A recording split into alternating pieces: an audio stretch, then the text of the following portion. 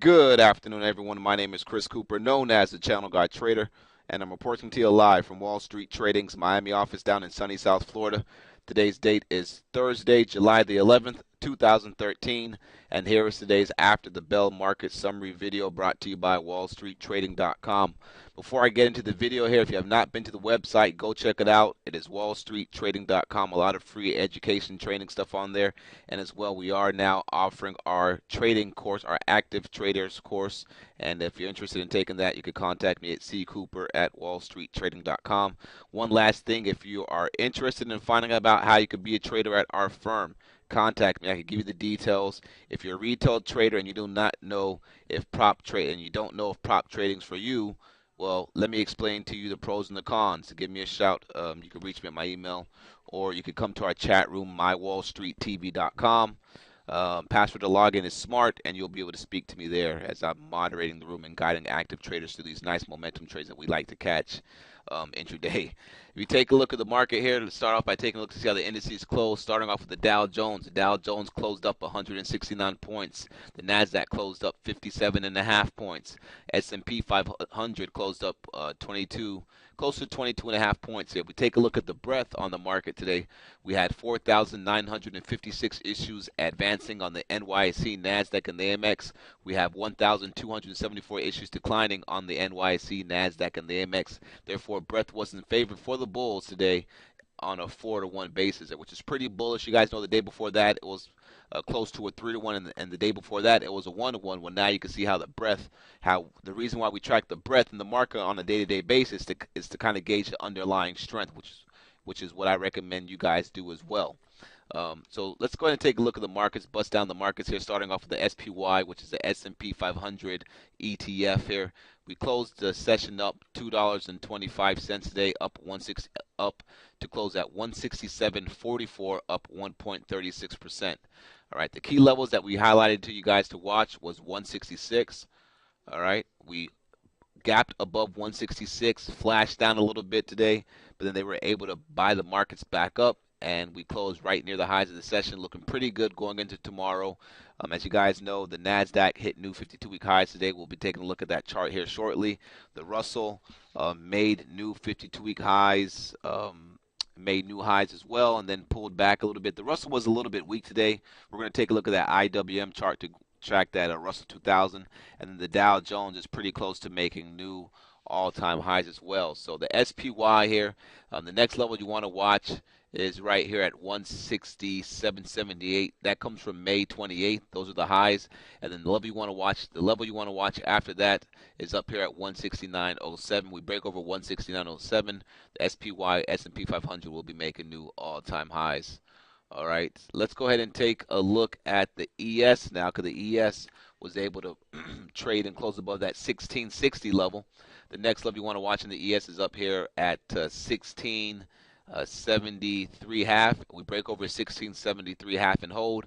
The next target will be the all-time highs on the ES around 1670.75.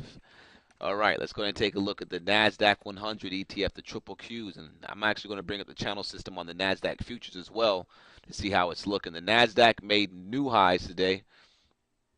All right, you can see the triple Qs closed here, hit a high of 75.03, and the high of the 52-week highs for the year, the 52-week highs that we made back here on May 22nd was at 74.95.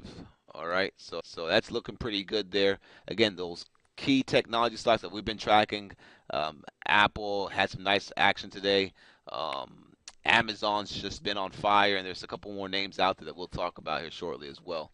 All right, so triple Qs, as long as we can hold above today's lows, that's the level that you want to be working off of. Why? Because we have this nice little gap up right here. All right, and as long as we can hold above today's lows in that gap, we should get some follow-through traction off this nice momentum bar we had come into markets today. All right, if you take a look at the IWM, all right, actually I forgot to go. Let me take a look at the NASDAQ futures. I want to see how we're setting up on my channels that I had here. Yeah, so on the NASDAQ futures, everything's looking pretty good. You can see we're back above this little trend line right here. All right, and we're coming back to this little key trend line that I have from the channel system that we got rejected off of right here. So expecting the Nasdaq futures to make a move tomorrow up towards this 3092 level right there, and I'll keep you guys posted on that. See how it plays out. We'll see tomorrow. But I am expecting the Nasdaq to have some nice momentum follow through today, as we did have some nice volume on the triple Qs. IWM small caps, Russell 2000 small caps.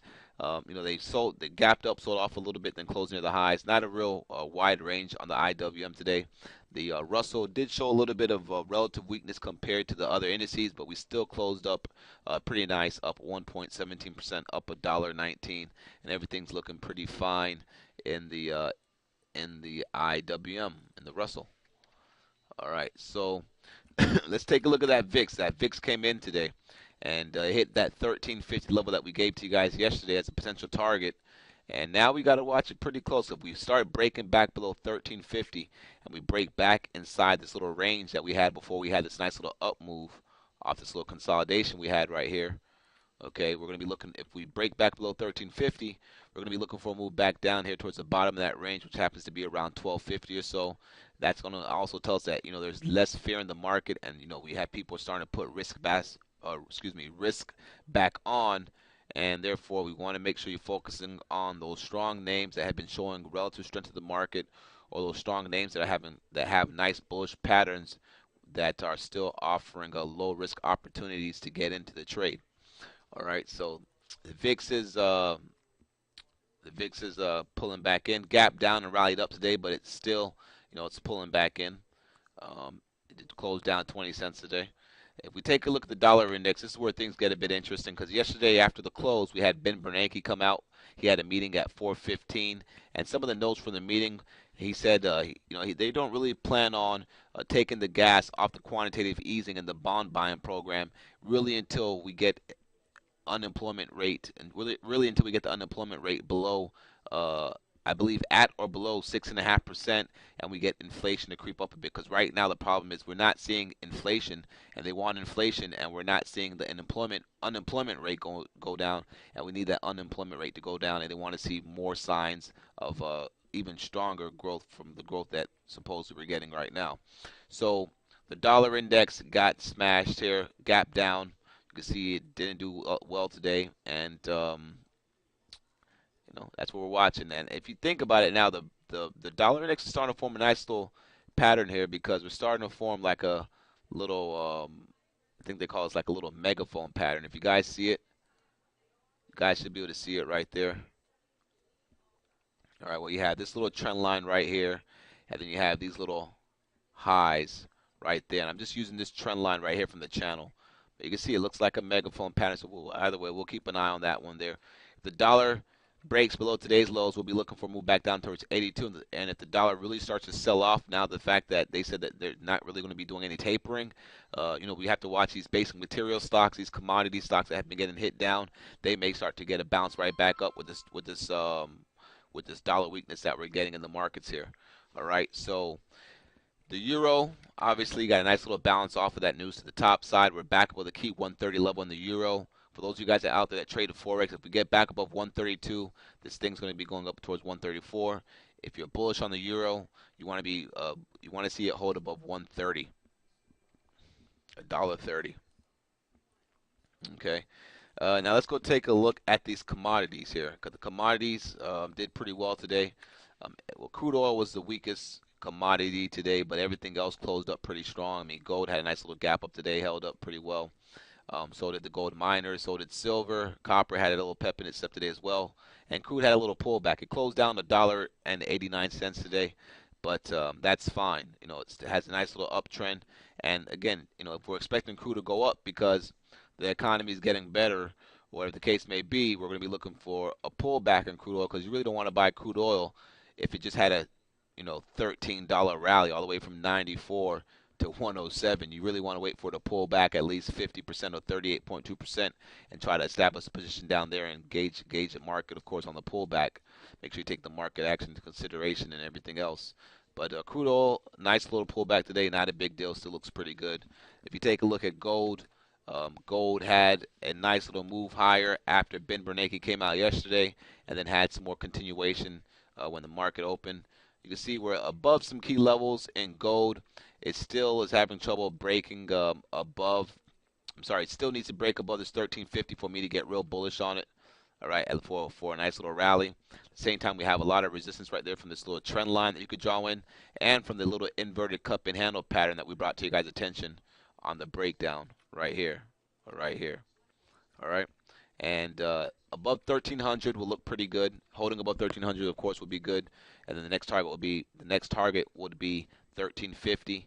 You can see we were able to break and close above this 1260 level today. As far as the gold miners go, the GDX. All right, bear with me if you think I'm moving a little bit too fast this video. The GDX, nice little gap up today, some nice action, and if we get over, we're going to be keeping an eye on this one tomorrow, because if we can get over this 25 level and hold above it, we can maybe start getting some traction in some of these gold miners that have been getting crushed, and we can look for some depressed buys in that sector. Again, with the with the dollar selling back off, some of these commodity plays in material stocks could get a lift if they've been getting crushed, and then the ones that haven't been getting crushed and have been holding their base or moving higher with the market, those are the ones that are going to go even higher if this market continues to trend up like it is. So what else are we taking? Let's go ahead and take a look at silver real quick here. SLV, nice little gap up today. Again, not a big range on it, but it is gapping up, and it will give you a nice little buy for a momentum trade, at least for some of this little gap fill action. If it can get a break and hold above a 1950, you have all this little room from the gap down that it can fill up there. All right, some little volume came in today, nothing too crazy, but definitely something that we're going to be watching now. These precious metals, since the comments that came out yesterday from Ben Bernanke and from the price action that we're seeing in the stocks and the different sectors and asset classes here, with the gold, with the dollar selling off and the commodities getting a nice little balance today. So took a look at the commodities, we took a look at the VIX, we took a look at the different indices. Let's talk about some stocks here. And I want to start off with Amazon, because we've been banging this to you guys across the head, for the past 2 or 3 weeks now, maybe even the past months, ever since we broke this downward channel. This stock has just been on fire. Hopefully you guys have been paying attention to these videos and you guys have been participating in this move. Again, if you like the analysis, make sure you subscribe to our YouTube channel. If you like the analysis even more, if you like the analysis and you want to participate with us in how we analyze our analysis intraday, you want to make sure you go to our website, wallstreettrading.com, and fill out the form on the right-hand side for our 14-day free trial to our intraday live chat room for active traders. And it's, we're not even doing a trial anymore. You can just come to the room and you could stay longer than 14 days. We have a lot of good resources here for you. And you could go there, you'll hear me on the mic talking to everybody through the trades that we take, and collaborating with all the other traders in there, and traders collaborating with each other. It's pretty good stuff. You want to make sure you go check it out. Website's mywallstreettv.com. Again, to get the access to the chat room, you have to go to our website and fill out the form on the right-hand side, or you can send me an email at ccooper@wallstreettrading.com, and I'll shoot you the details over. All right, so Amazon's looking pretty good. Apple had a nice little close above that 420 level, was able to get back above that 420, and hopefully could pick up some momentum and make a move back up towards these 435s. All right, you had some action. Intel got downgraded on Monday, and guess what? It's back up. All right, back above that Monday's high that we hit there from the downgrade. And anybody that got short on a breakdown below 2350 in Intel, they're pretty much stuck in a bull trap, or a bear trap, I would say here. They're stuck in a losing position.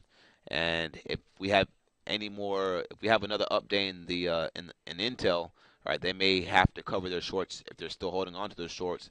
And also, we could create a nice little squeeze for anybody that's short down here. This little action we had for the past 3 days. All right, that we're not expecting the gap, but you can see some people already, I'm pretty sure, covered their shorts today. And that added to some more of the rocket power we had in the stock today. Stock was up 3%, up 75 cents, not bad at all. We saw some weakness in the financials. Wells Fargo was one of the weaker ones out there, along with some of the regional banks, STI, Key Bank, KEY, HBAN.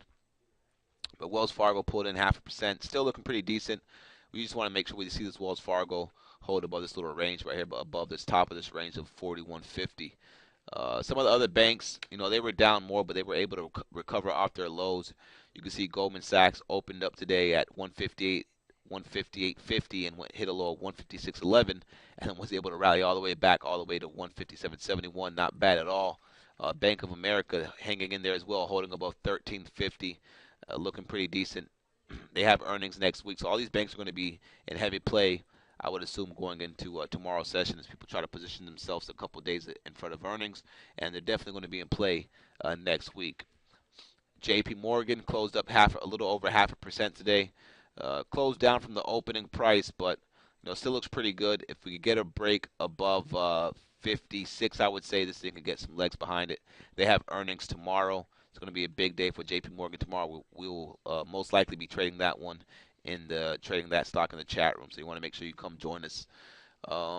That's about it. I mean, a little weakness in some of the energy stocks, CHK, RRC. But across that, I mean, most of the broad market sectors were up across the board today. Had some decent action in the healthcare, some follow-through action in the healthcare stocks from yesterday.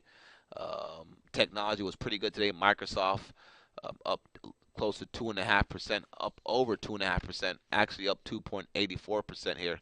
And this one's going to actually give us a nice little breakout over 35.76. We're going to be having this one on our radar for a little momentum trade for tomorrow through those highs.